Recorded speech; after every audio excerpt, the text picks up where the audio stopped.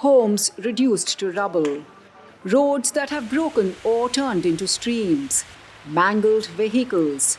Days after the Himalayan slopes crashed down and water and debris swamped villages after ferocious monsoon rains, residents in India's Himachal Pradesh state are still comprehending the scale of destruction. It was like a cloudburst. The rain was so intense that water overflowed everywhere. One room in my house was washed away and the concrete structure developed cracks. We were saved, but the land around lies in ruins. Dozens died. Others are coping with the aftermath. Many are still reliving the trauma. We had never seen so much water. We were just praying that our lives should be spared.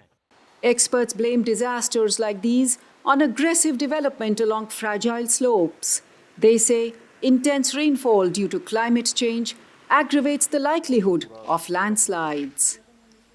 The Himalayas are a young mountain range that are geologically unstable. But recent years have witnessed a construction boom as India's rising economy brings a flood of tourists to a state that is a popular summer getaway.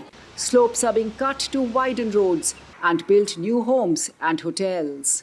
Experts say the construction is being done in an unsustainable manner, as in the case of the area struck by landslides. We have noticed that at Chambi area, when there is 2 days back there is a major disaster, it is actually they have cut the slope vertically and there was no support to the vertical cliff. When there is a lot of loose material, we have to stabilize those slopes. He warns that diverting rivers for construction projects or dredging them for stones also triggers flooding.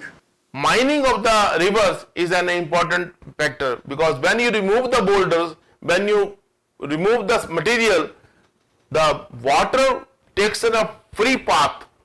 It moves within a very high velocity.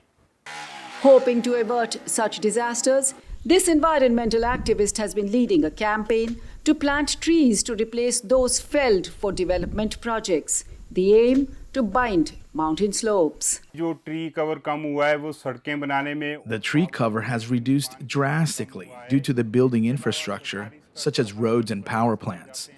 There are efforts by the government to plant new ones, but when we check them after a year, we find that these seldom survive.